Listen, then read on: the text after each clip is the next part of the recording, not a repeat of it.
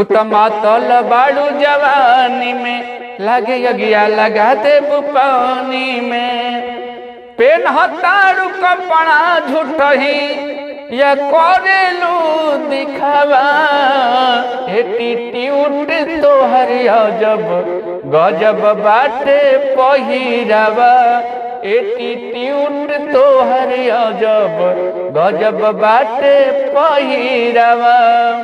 करके सिंगार बाजार जलू तू ओठ पे लाली लगा के, करके सिंगार तू बिजली गिरावेलू मोहनी मंत्र चला के।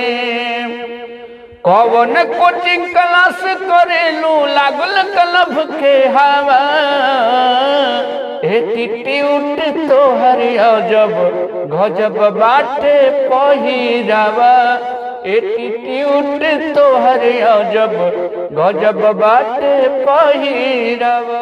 मेकअप से गेटअप बना के रखेलू बनेलू दीपिका करीना हो, केकरा से फोन पर बिजी रहेलू बोल रोज रोजीना हो।